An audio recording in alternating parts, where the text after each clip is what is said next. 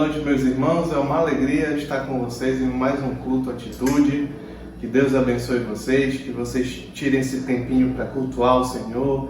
Pegue a palavra de Deus, se sente na frente da televisão, do celular, onde você estiver nos assistindo, e vamos juntos cultuar o Senhor. Amém? Vamos orar. Pai querido, muito obrigado, Pai. Muito obrigado porque Tu és o nosso Deus, o nosso Rei, o nosso Senhor. Muito obrigado porque podemos Te cultuar, Senhor. Muito obrigado porque podemos, como irmãos, estar juntos de alguma forma agora Te adorando, Senhor. Recebe esse culto que vamos prestar a Ti, Senhor. Recebe o nosso louvor e a nossa adoração. É o que eu Te peço, Senhor, apesar de nós, em nome de Jesus. Amém. Que a graça e a paz do nosso Senhor Jesus Cristo seja sobre a vida de cada amado irmão, cada família, nesta noite, reunidos para cultuar, celebrar o nome do Senhor.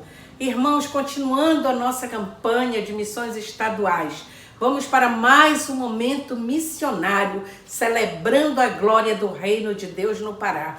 E hoje no nosso vídeo nós vamos ver um pouquinho do trabalho da nossa Convenção Batista Paraense nos campos paraenses. Trabalho dos nossos missionários.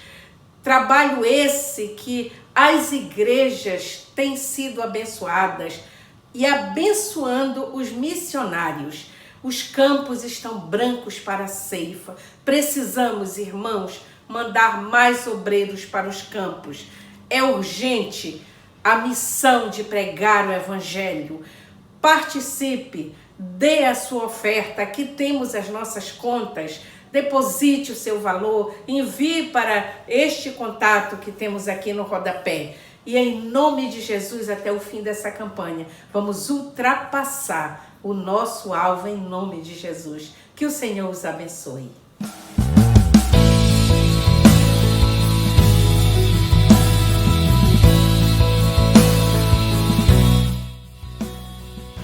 Graças e paz, Igreja do Senhor.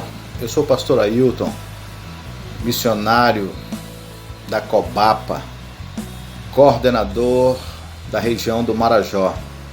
Estou aqui porque eu quero falar um pouco sobre missões estaduais, sobre os nossos desafios, os nossos projetos, nos quais temos trabalhado aqui no Marajó. Um dos nossos grandes desafios aqui no Marajó é nós alcançarmos um transporte para nós chegarmos nas comunidades nas quais são de difícil acesso, e queremos alcançar essas comunidades para a glória do Senhor. Mas para alcançarmos essa comunidade sem um transporte fica muito difícil. Então nós clamamos aos amados irmãos que abra o seu coração, a sua mente, para que possa realmente entender o que é missões, o que é fazer missões. E muitas vezes nós achamos que fazer missões é nós sairmos da nossa cidade, do nosso estado, do nosso país. Mas não é só isso. Nós sabemos que os nossos vizinhos, amigos, que muitas vezes nós não falamos de Jesus para eles, isso é fazer missões também. Então eu clamo aos amados irmãos para que possam realmente abrir o seu coração, possam se compadecer com missões no nosso estado. O estado do Pará é um estado muito grande. A ilha do Marajó é o maior arquipélago do mundo. É um espaço geográfico muito grande no qual precisamos alcançar. E um outro desafio são as cidades que ainda não têm trabalho batista. São 7 cidades do Marajó que ainda não têm trabalho batista e nós queremos alcançar. Mas para alcançarmos, nós precisamos de recursos. A Cobapa tem nos ajudado muito, tem enviado aquilo que está em suas condições. Mas muitas vezes, para nós alcançarmos, para nós fazermos um trabalho mais amplo, nós precisamos da ajuda dos irmãos. Então clamamos aos amados irmãos que possam realmente propor em seus corações uma oferta na qual possam abençoar essa campanha, que essa campanha venha a ser uma campanha realmente extraordinária, uma campanha que possam alcançar o alvo, alcançar os objetivos. Mas para que isso venha a acontecer, depende de cada um dos irmãos. Então, meus queridos, abençoe, seja abençoado, ajude missões, seja realmente um missionário para que mais de Cristo possa chegar em todo o Marajó.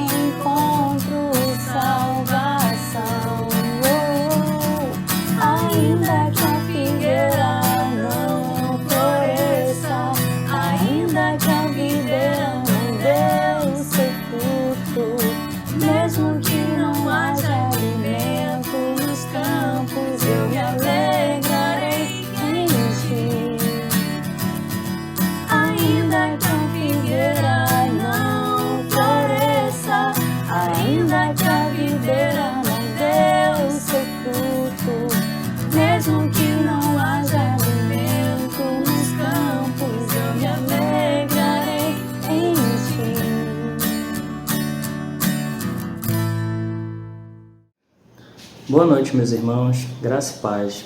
Espero que vocês estejam bem. Eu me chamo Leonardo e faço parte do Núcleo de Integração do Ministério Atitude, que tem como objetivo acolher e integrar os visitantes da nossa igreja. Se você está assistindo a transmissão da nossa celebração pela primeira vez, eu peço que deixe seu número de telefone aqui nos comentários, para que possamos entrar em contato com você durante essa semana, poder informar sobre a nossa programação, de quando retornaremos com os cultos abertos. Também, se você tiver um pedido de oração, caso queira compartilhar algo conosco ou queira um aconselhamento, um direcionamento da nossa liderança, fique muito à vontade. Estamos aqui para que, por mais que estejamos distantes, saiba que nós não estamos sós. Estamos juntos em oração, estamos juntos no mesmo espírito. Logo, logo estaremos juntos fisicamente. Deus abençoe. Boa noite, gente. Meu nome é Carol Costa, eu faço parte do Núcleo de Oração e a gente está aqui para incentivar você a estar enviando a nós os seus pedidos de oração, os pedidos de gratidão. Tem sido uma bênção levar todos eles aos pés do Senhor, a interagir com as pessoas que buscam esse ministério de forma que a gente caminhe junto em oração, de ver a resposta do Senhor, seja ela qual for, para as situações que a gente apresentar a Ele, situações que você compartilha conosco.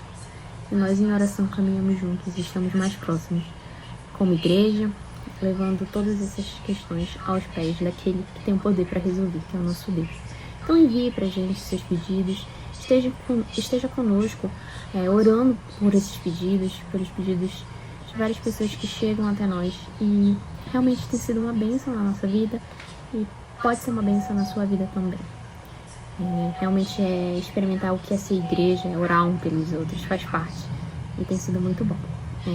Hoje eu quero compartilhar com vocês um texto bastante conhecido, mas que falou muito ao meu coração, já que nessa semana eu experimentei diversas situações que me desafiaram.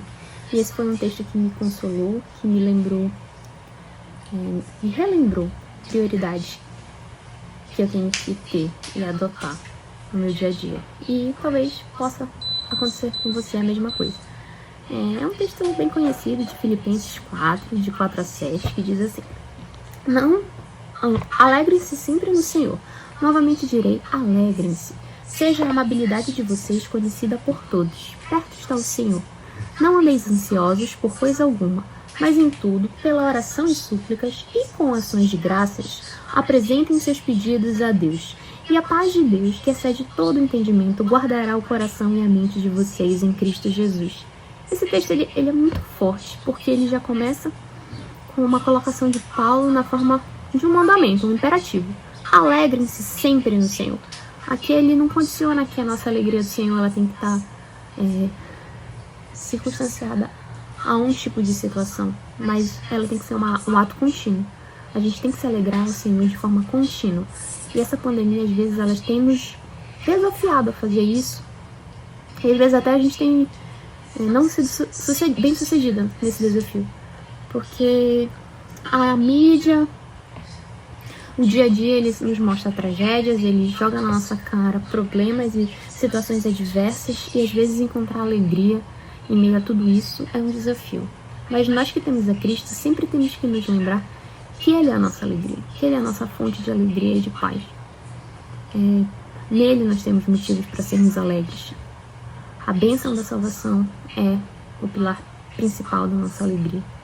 E além disso, que é a coisa mais importante que um ser humano pode adquirir, o Senhor é bondoso demais. E Ele se preocupa com a gente, com a nossa vida, que é pequena, que é insignificante. E a cada dia Ele nos presenteia com coisas simples que às vezes escapam aos nossos olhos. Parece que os problemas eles são muito maiores.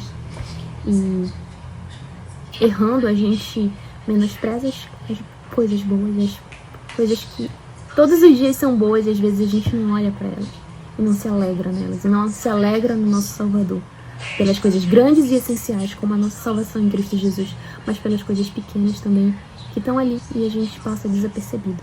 E aí Paulo sempre nos relembra, alegrem-se no Senhor. Lembra que Ele está perto, Ele está conosco, e a vinda dEle, quando esse mundo que nós conhecemos se dissipar, quando Ele voltar para buscar o seu povo, ela está próxima. Então, isso é um motivo também da gente se alegrar. O Senhor está vindo nos buscar. Isso é maravilhoso.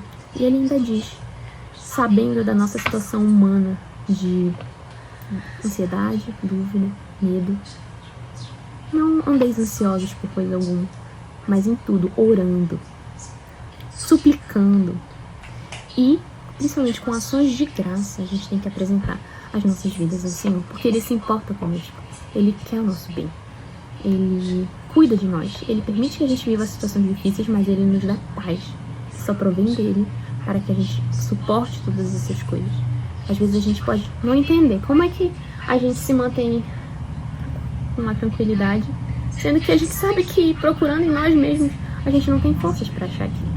Mas o Senhor, que se preocupa conosco, em Cristo Jesus, guarda o nosso coração e a nossa mente, nos dá força e nos dá paz para vivenciar qualquer circunstância, mesmo que ela seja a pandemia e qualquer outro problema que se pronuncie mediante a isso. Vamos orar então. Senhor Pai, muito obrigada, Pai, porque Tu sempre nos lembra que Tu és bondoso, Senhor, Tu és misericordioso, Senhor. Tu não nos trata conforme a nossa própria insignificância ou infidelidade, Senhor Deus. Mas apesar disso, Senhor, Tu nos ama, Pai. Tu nos dá a oportunidade, Senhor Deus, de vivermos um novo dia, nos arrependermos dos nossos pecados e sermos alegres em Ti, Senhor. A nos alegrarmos, Senhor Deus, a salvação em Cristo Jesus, a nos alegrarmos, Senhor Deus, pelas bênçãos que Tu nos proporciona todos os dias, Senhor. Desde o mais simples ao mais complexo, Senhor Deus, nós temos motivos de sobra para nos alegrarmos em Ti. Pai, eu quero te pedir que Tu seja com meus amigos, com os meus irmãos, Senhor Deus, que a cada dia, Senhor Deus, o Senhor possa estar fortalecendo eles, Senhor, para que eles vivenciem todas as circunstâncias mediante dessa vida, que muitas vezes é de sofrimento, muitas vezes é de dor, muitas vezes é de ansiedade. E mesmo diante de todas essas circunstâncias, Senhor, que eles sempre se lembrem de ser alegres em Ti, de apresentar a Ti todas as situações vividas mediante oração, mediante súplica, jejum, ação de graça, Senhor Deus, com o coração grato, porque sabemos que esse mundo, ele nos reserva dor e sofrimento, Senhor. Mas em Ti, Senhor Deus, nós temos muitos motivos para sermos alegres. Nós Te louvamos, Senhor, e engrandecemos o Teu nome. Sabemos que tudo que passamos e vivemos é para exaltar e glorificar o Teu santo nome. Amém.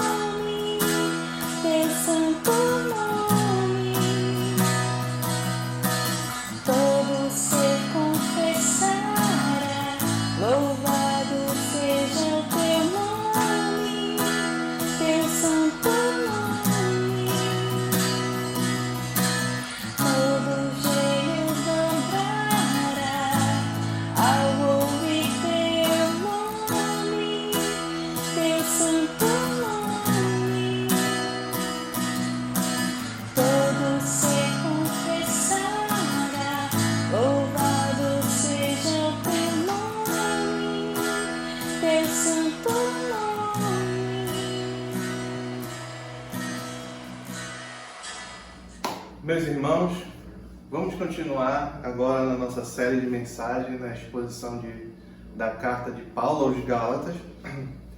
E no último sábado, nós consideramos a atitude reprovável que Pedro teve diante dos irmãos em Antioquia. E naquela ocasião, Paulo destacou que Pedro estava agindo contra a verdade do evangelho que ele defendia. Hoje nós vamos continuar considerando a resposta de Paulo a Pedro naquela ocasião e vamos ver, paralelamente, tentar responder uma pergunta. Se nós, como cristãos, somos justos ou pecadores? E para a gente tentar responder essa pergunta, eu queria que os irmãos abrissem a palavra do Senhor, continuando no nosso texto, no livro de Gálatas, capítulo 2, versículos 15 e 16. Diz assim a palavra do Senhor: nós, judeus de nascimento e não gentios pecadores, sabemos que ninguém é justificado pela prática da lei, mas mediante a fé em Jesus Cristo. Assim, nós também cremos em Cristo Jesus para sermos justificados pela fé em Cristo, e não pela prática da lei, porque pela prática da lei ninguém será julgado. Hoje nós vamos considerar esses dois versículos. Então, oremos. Obrigado, Pai, pela Tua palavra. Obrigado pelos mistérios que são revelados por Ti, Senhor. Obrigado porque Tu nos dá meios de conhecer e saber mais de Ti, Senhor. Perdoa, Pai, as nossas ofensas, Senhor, e que fala conosco como igreja essa noite. É o que eu te peço, Senhor, em nome de Jesus. Amém.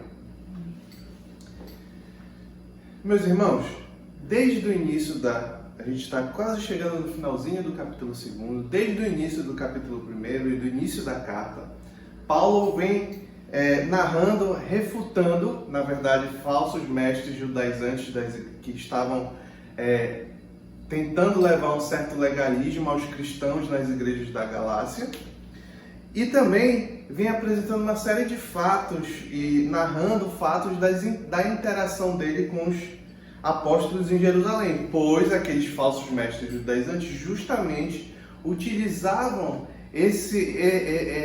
a ideia que eles faziam dos mestres de Jerusalém, dos apóstolos de Jerusalém, para tentar implementar um legalismo judaico nas igrejas da Galácia.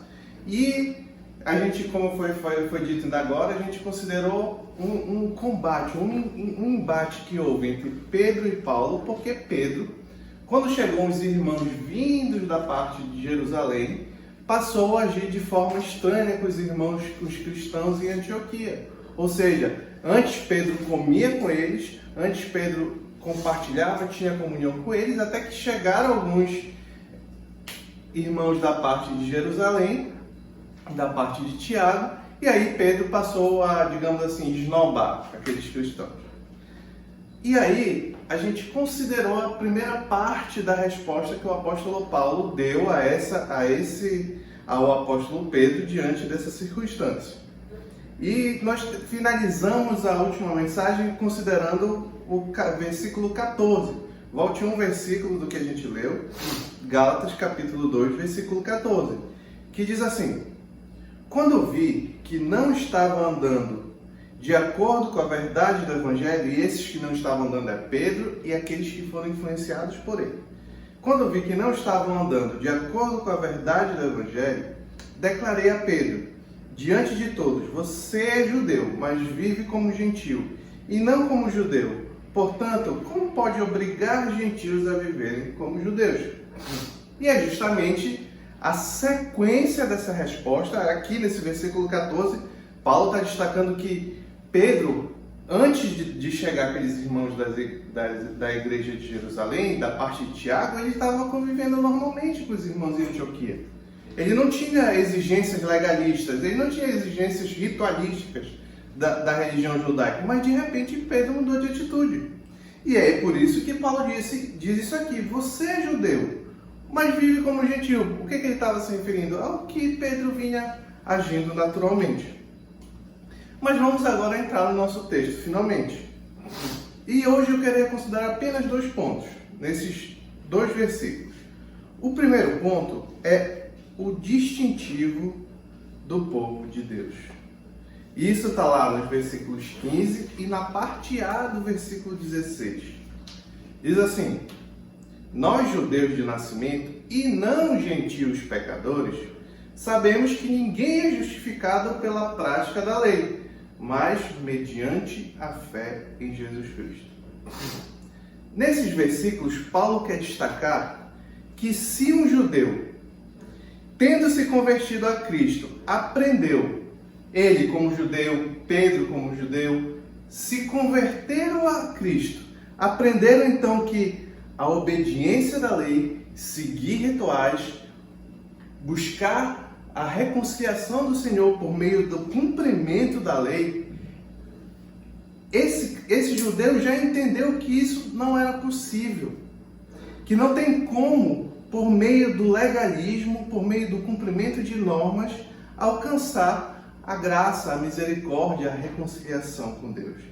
A ideia que Paulo quer passar é que mesmo um judeu de nascença, que teria o privilégio de fazer parte do povo escolhido de Deus, ainda assim, um judeu de nascença era incapaz de cumprir a lei, era incapaz de se tornar justo aos olhos de Deus pela busca do cumprimento da lei. É isso que Paulo está dizendo. Nós, judeus de nascimento, e não gentios pecadores, eu creio que tem até uma certa ironia aqui. Olha, nós que somos judeus, não eles, os gentios, até nós sabemos que ninguém é justificado pela prática da lei.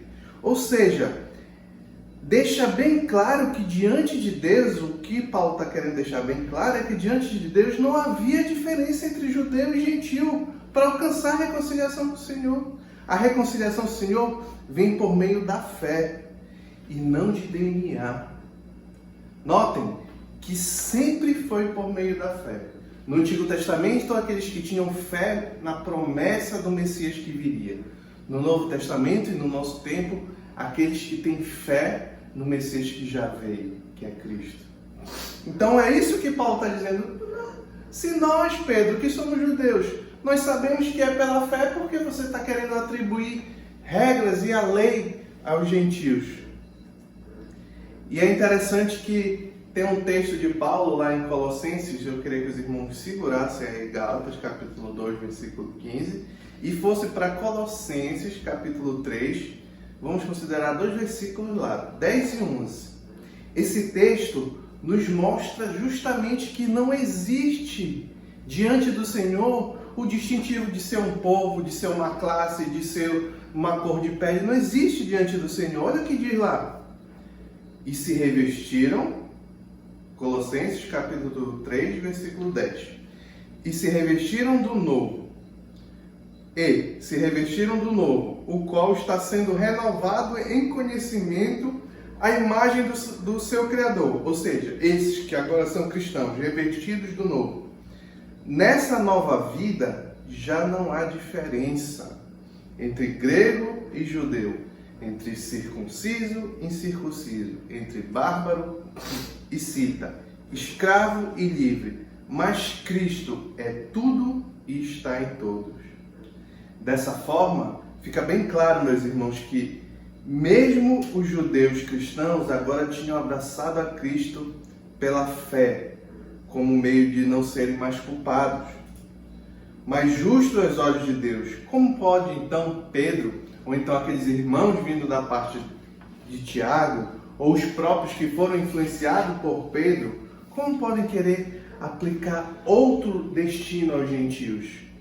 É claro que não podem. É o que Paulo deixa claro na parte A do versículo 16. Ele diz: sabemos que ninguém é justificado pela prática da lei, mas mediante a fé em Jesus Cristo. Então, não tinha razão pela qual Pedro, ou Tiago, ou qualquer pessoa quisesse impor sobre os cristãos gentios a prática da lei. Porque ninguém, olha só, é absoluto, ninguém é justificado pela prática da lei, mas mediante a fé em Jesus Cristo. Foi pela fé em Cristo e os méritos dele, e não pelas obras da lei, que recebemos esta bênção de ser justificado. Pois por obras feitas em obediência à lei, nenhum ser humano frágil, terreno e perecível, e cujas obras não alcançam a meta da perfeição, jamais poderá alcançar a justiça diante de Deus. É uma dificuldade, meus irmãos. Eu e você não podemos, não somos capazes, nunca fomos, ninguém nunca foi capaz de praticar obras com perfeição, com esmero, que fosse digno de nos justificar diante do Senhor, digno de nos purificar dos nossos pecados. Somente Cristo pode realizar essa obra.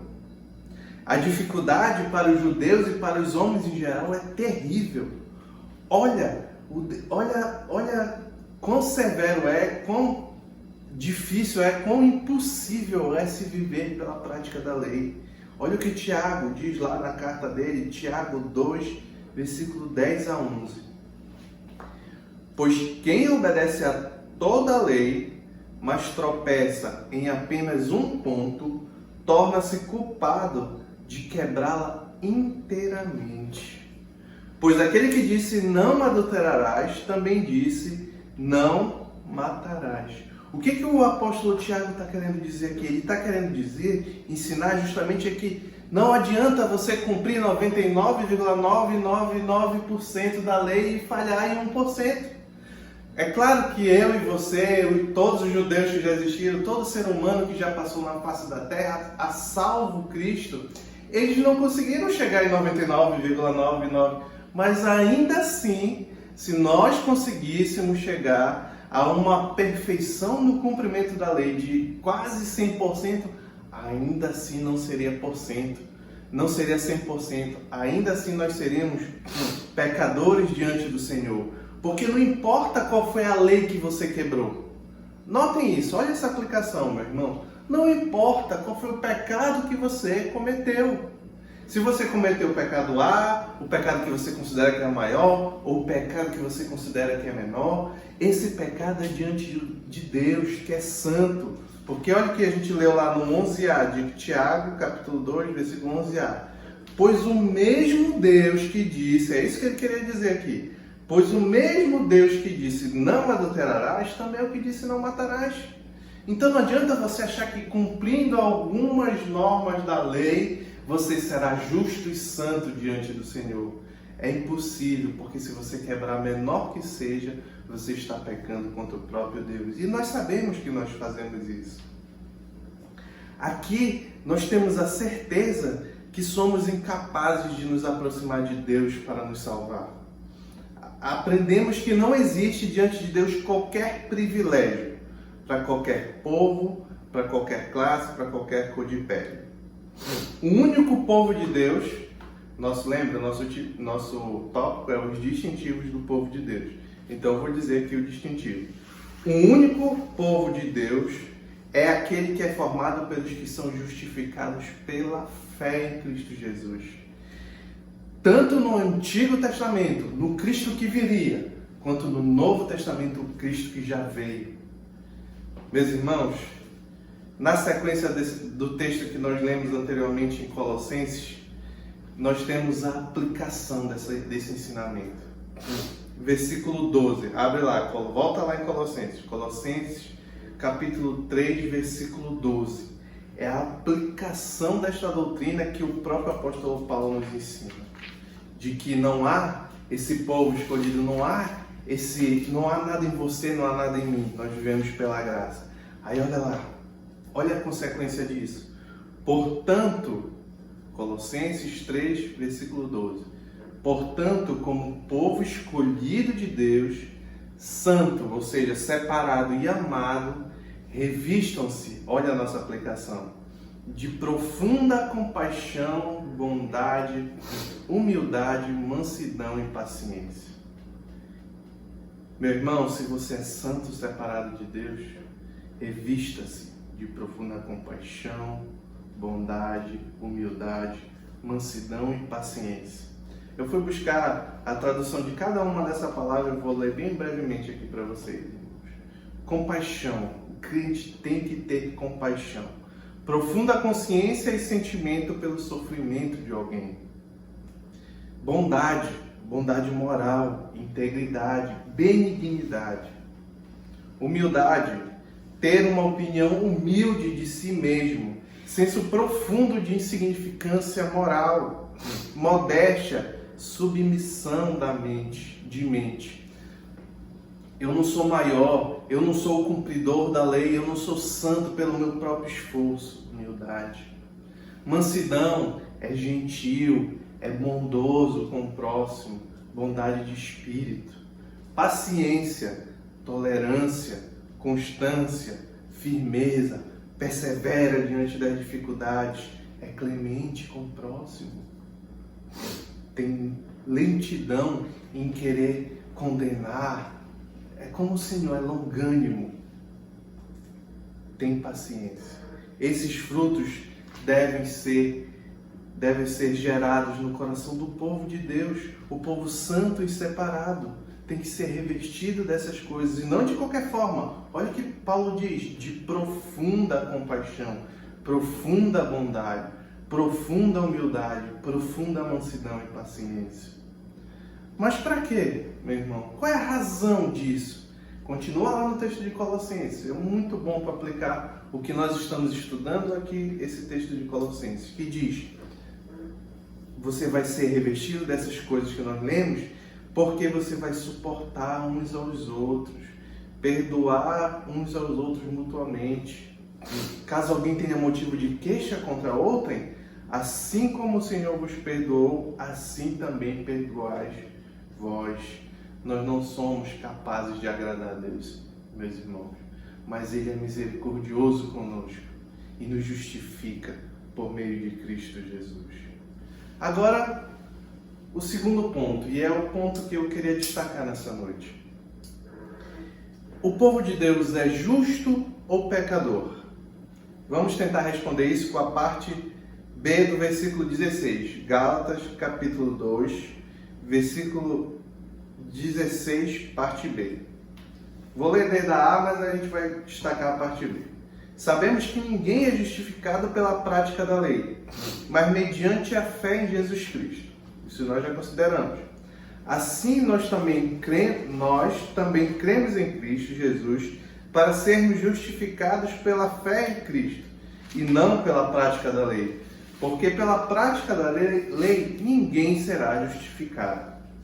Meu irmão, aqui Paulo apresenta um dos pontos mais importantes de toda a sua doutrina, da doutrina paulina, assim como um dos pontos mais importantes da Escritura Sagrada do Novo Testamento e uma dos efeitos mais importantes da obra de Cristo, que é o ensino da justificação. Então, por isso, hoje eu quero que você preste um pouco de atenção aqui e vamos entender o que é essa justificação que é tão falada nas Escrituras. Primeiro, vamos considerar alguns pontos breves sobre isso. Primeiro, justificação é definido como um ato gracioso de Deus, ou seja, imerecido, um favor de Deus, recebido de Deus, pela qual a gente recebe, com base na obra que Cristo consumou. Ele declara justo o pecador e aceita tal benefício com o coração crente. Ele declara justo o pecador e este aceita tal benefício com o coração crente. Meu irmão, justificação é um ato forense. A figura de linguagem é de um juiz num tribunal, que chegamos lá diante do Senhor, pecadores com nossos pecados, mas Deus, por meio da obra de Cristo, nos dá uma certidão, uma declaração, dizendo: é justo, não é pecador, não pelo que ele é ou pelo que ele fez, mas pelo que Cristo fez por ele. O texto mais clássico falando de justificação, meus irmãos, é o que se encontra lá em Romanos capítulo 3, versículo 21 e 26. Olha só, olha a obra maravilhosa da justificação. Mas agora se manifestou uma justiça que provém de Deus, independente da lei, da qual testemunham a lei e os profetas, a justiça de Deus mediante a fé em Jesus Cristo. Para todos os que creem, não há distinção, pois todos pecaram e estão destituídos da glória de Deus, sendo justificados gratuitamente por sua graça, por meio da redenção que há em Cristo. Deus o ofereceu como sacrifício para propiciação mediante a fé, pelo seu sangue demonstrando a sua justiça em sua tolerância. Havia deixado impunes os pecados anteriormente cometidos, mas no presente demonstrou a sua justiça, a fim de ser justo e justificador daquele que tem fé em Jesus. O resultado disso, meu irmão, como Deus pode ser justo e justificador. Justo Deus que condenou os pecados em Cristo e Cristo justificador de todo aquele que nele crê. O resultado disso é que não existe mais condenação ao cristão, não existe mais acusação ao cristão. O cristão ainda erra, ainda falha, mas diante do tribunal do Senhor não existe mais acusação contra aqueles que têm fé. Olha o que diz lá, Romanos 8:33. Quem fará alguma acusação contra os escolhidos de Deus? É Deus quem os justifica.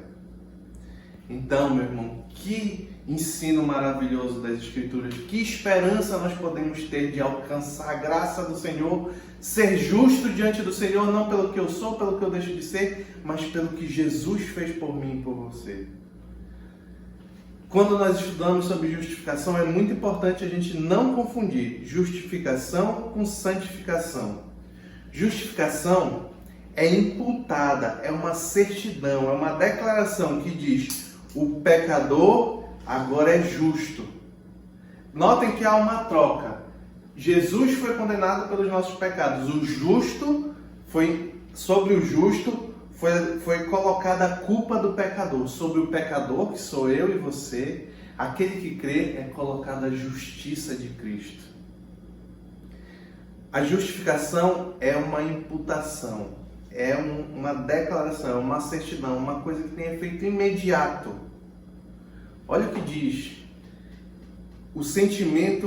Que sentimento nós temos que ter diante dessa doutrina? Lá Salmo 32, versículo 1 e 2 diz: como é feliz aquele que tem suas transgressões perdoadas e seus pecados apagados. Como é feliz aquele a quem o Senhor não atribui culpa e em quem não há hipocrisia. Isso é a justificação, meu irmão. Mas e a santificação, que muitas vezes nós confundimos? A santificação é uma questão de transformação. Na justificação, o Pai toma iniciativa. Na santificação, o Espírito é quem toma a iniciativa de ir nos moldando, nos transformando. O primeiro, a justificação, é um veredito judicial definitivo. O segundo é um processo que segue ao longo da vida do cristão. Não devemos confundir esses importantes e distintos conceitos. São duas realidades distintas, porém inseparáveis. Vou tentar ilustrar com uma historinha aqui, meu irmão. Ao justificar o pecador, Deus ele é como um juiz que preside um tribunal. O prisioneiro chega, senta diante do banco dos réus e Deus o absolve, mesmo ele sendo pecador, porque a culpa dele já foi paga por Cristo. É um ato declaratório do Senhor. É imputado ao crente a justificação. Agora pense nesse mesmo prisioneiro, agora ele é um ex-prisioneiro, justo pela declaração do Senhor, e agora é um homem livre, porém não termina aí. O juiz então se volta para esse homem livre, adota como filho e lhe concede o seu espírito, para se tornar cada vez mais uma pessoa melhor. Isso é santificação. Aqui é onde a justificação e a santificação se cruzam, pois a pessoa justificada, por gratidão, através do poder capacitador do Espírito Santo, começa a lutar contra os seus próprios pecados e passa a realizar bons frutos, boas obras, para a glória do seu Pai, do seu juiz, aquele que o justificou. Eu vou condenado diante do tribunal, eu sou um criminoso, mereço a condenação. A condenação, nós sabemos qual é o inferno, mas Deus declara justo e Ele ainda imputa em nós a fé em Cristo Jesus. Então, a partir daí, agora eu não posso mais viver como eu vivia antes. Eu quero agora agradar esse juiz misericordioso. As boas obras, meus irmãos, não justificam alguém. A gente sabe disso. Porém, nenhuma pessoa verdadeiramente justificada vive sem as praticá-las. Olha o que diz um texto clássico, Efésios 2, 8 a 10. Pois vocês são salvos pela graça, por meio da fé. Isto não vem de vós. Isto aqui é a fé, tá? Não é a salvação. Isto é a fé. Isto não vem de vós, é dom de Deus, até a fé nós recebemos. Não por obras, para que ninguém se glorie. Aí agora, olha lá. Porque somos criação de Deus realizada em Cristo Jesus, com o objetivo de fazermos boas obras, ao qual Deus nos preparou antes para nós as praticarmos. Então, nós já vimos o que é justificação, nós já vimos a diferença entre justificação e santificação. Agora eu queria ver com os irmãos o fundamento, a base da justificação. Como já vimos, a justificação é um ato judicial, logo não depende de obras humanas. Como a gente acabou de ver no texto, nem mesmo a fé é considerada como uma obra minha e sua. É um dom de Deus, pois vocês são salvos pela graça por meio da fé. Isto não vem de vós, é recebido. O dom é um presente, é algo que você recebe do Senhor. Assim, somente por meio, a base e o fundamento da justificação é a obra de Cristo. É por meio de Cristo que satisfez totalmente as exigências da lei. Por isso que quando eu estava falando mais cedo sobre a exigência da lei, eu disse que somente Cristo foi capaz de cumprir tudo. E Ele cumpriu tudo para que Ele fosse santo e justo e fosse suficiente para pagar a minha e a sua dívida. 2 Coríntios 5, 21 deixa claro isso. Deus tornou pecado por nós aquele que não tinha pecado. Ou seja, Deus condenou os pecados nossos em Cristo, para que nele, em Cristo, nós que somos pecadores agora fôssemos tornados justiça de Deus. Outro ponto, meu irmão, da justificação é que ela é uma necessidade urgente e imperativa. A pior calamidade que pode alcançar um homem não é a pobreza, nem o sofrimento, nem prisão, nem morte, nem pandemia, nem nuvem de gafanhoto, nem etc, nem etc. A pior coisa que pode alcançar um homem é passar uma vida esperando a sua condenação final. Passar uma vida sabendo que é filho da ira de Deus que vai ser condenado. Efésios 2:3 diz: anteriormente, todos nós também vivíamos entre eles, satisfazendo entre eles quem? Os ímpios, satisfazendo as vontades da nossa carne, seguindo os desejos e os nossos desejos, os seus desejos e pensamentos, como os outros. Éramos por natureza merecedores da ira. Meu irmão, esse homem que vive com essa consciência que não tem fé em Cristo, esse homem não tem paz. Isaías 42, 22 diz: não há paz alguma para os ímpios, diz o Senhor. Assim é uma necessidade urgente. Nós precisamos da graça, da obra justificadora de Cristo Jesus. Devemos ter consciência da nossa condição de pecador e entender a urgência e nutrir, por isso, uma constante dependência do Senhor. Porque eu sei que eu dependo da obra dele exclusivamente, que eu sou incapaz. Isso tem que me alegrar, tem que fazer com que eu viva sempre dependendo do Senhor a cada passo, porque é isso que acontece de fato. No decurso dos anos, meus irmãos, os homens têm empregado diversos métodos, meios para tentar justificar a si mesmo. Esforço de viver conforme a lei, como regras humanas, regras morais, ascetismo rigoroso, tortura física, sacrifícios, invocação de anjo santo, compra de indulgência, humanitarismo, tornar-se seguidores fiéis de doutrinas, teorias, etc. Todo o tipo de estratégia o homem tem usado para alcançar a graça de Deus. E nenhuma dessas tentativas obtém êxito. Porque o homem é morto nos delitos e pecados. Além disso, ele é totalmente incapaz. Olha lá, nós somos totalmente incapazes da prática de um único ato perfeito. Quanto mais viver uma vida praticando uma vida de perfeição que nos torna justos diante do Senhor. Vou repetir. O homem é totalmente, qualquer homem, eu e você, somos totalmente incapazes de praticar um só ato perfeito aos olhos de Deus. Nenhum homem vivo é justo.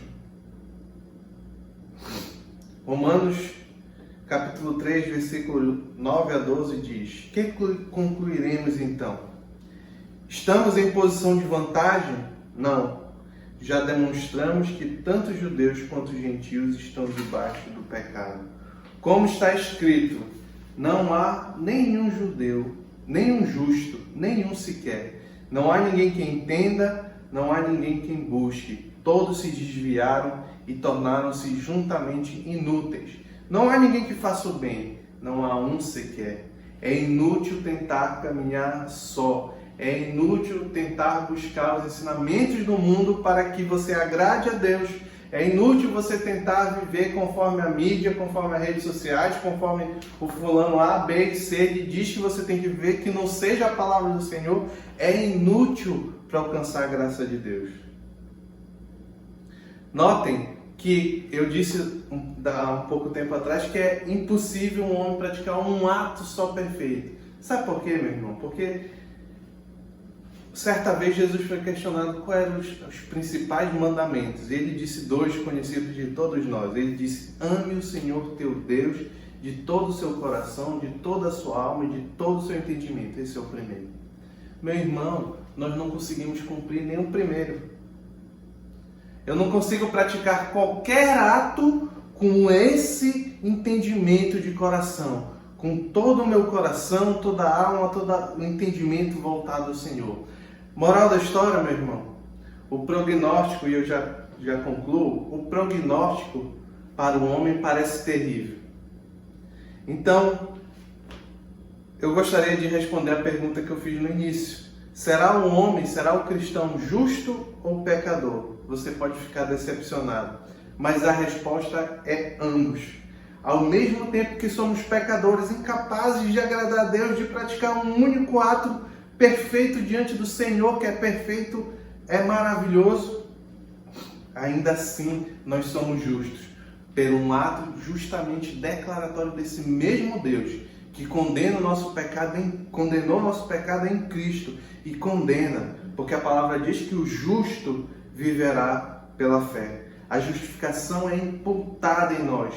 É um dom gracioso de Deus por meio do Evangelho anunciado a todos aqueles que creem. Então, meu irmão, fica para você a resposta de uma pergunta que está lá no livro de Jó, capítulo 25, versículo 4. Como pode o homem ser justo diante de Deus? Como pode ser puro quem nasce de mulher? De fato, se dependermos de nós, não podemos. Essa resposta é: não pode, não há como. Mas quem nos justifica, quem nos torna justo é Deus, por meio de Cristo. Ele é justo porque Ele condena os nossos pecados em Cristo e Ele é o nosso justificador. Porque Cristo morreu para justificar, para aplacar a ira do Senhor contra o pecado de todo aquele que nele crê. Essa é a palavra para mim e para você essa noite, meu irmão. Amém.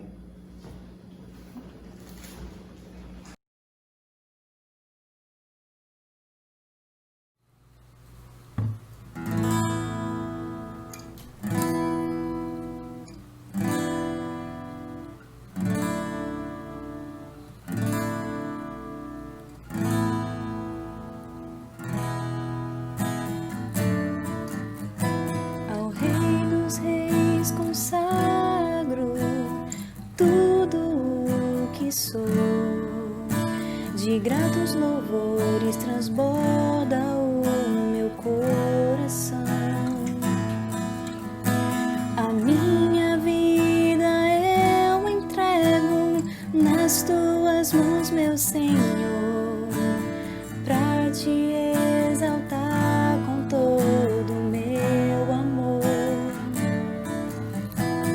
Eu te louvarei conforme a tua justiça. justiça e cantarei louvores, pois tu és altíssimo. Celebrarei a ti, ó Deus, com meu viver. Cantarei, contarei as tuas obras, pois por tuas mãos foram criados terra, céu e mar e todo ser que neles há. Toda a terra celebra a ti com cânticos de júbilo, pois tu és o Deus Criador. Toda a terra celebra a ti com cânticos de júbilo, pois tu és o Deus Criador. Celebrarei a ti, ó Deus, com meu viver. Cantarei, contarei as tuas obras, pois por tuas mãos foram criados terra, céu e mar e todo ser que neles há. Toda a terra celebra a ti com cânticos de júbilo, pois tu és o Deus Criador. Toda a terra celebra a ti com cânticos de júbilo, pois tu és o Deus Criador.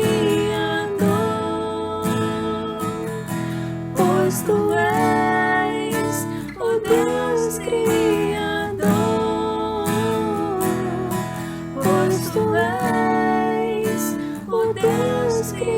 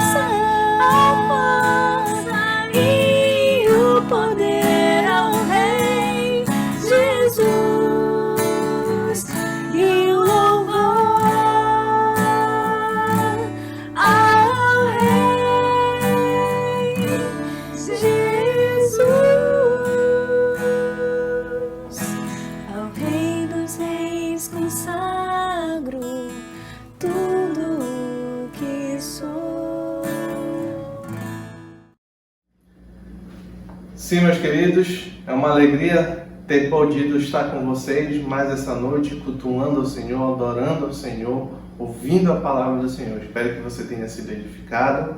E eu tenho uma boa notícia, uma grande notícia. No dia 4 de julho, daqui a uma semana, nós vamos voltar a transmitir os cultos ao vivo da igreja. Notem o que eu estou dizendo, não quer dizer que nós já vamos voltar a ter cultos presenciais, não. Mas nós vamos voltar a transmitir ao vivo da igreja. com louvor, com adoração, com oração, com integração, com palavra. Esteja conosco, chame seus amigos, chame seus irmãos, seus familiares, para que nós possamos juntos dar mais esse passo, aguardando o dia que nós voltaremos a cultuar o Senhor juntos na casa dele. Amém, meus queridos? Uma boa noite, que Deus abençoe vocês. Vamos orar. Pai querido, obrigado, Senhor, por mais esse culto.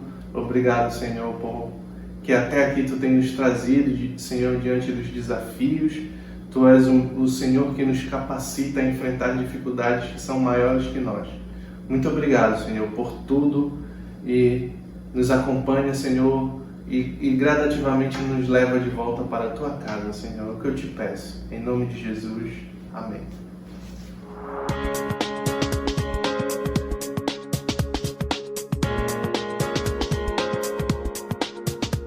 Estamos encerrando a transmissão de nossa celebração. Se você tomou uma decisão ou foi abençoado, fale conosco através do e-mail oração@pibpa.org.br. Gostaria que mais pessoas fossem abençoadas através desse ministério? Não deixe de nos ajudar para que essa obra continue a crescer. De segunda a sexta, 12h30, temos nosso momento de oração. Às terças-feiras, 16h, a oração MCM.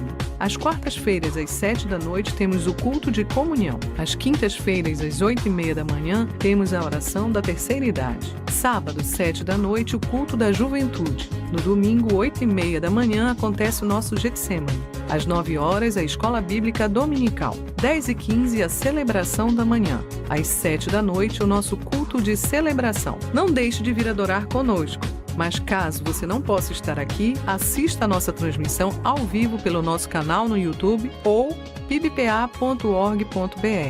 Para saber tudo o que acontece na nossa igreja, acesse nossas redes sociais.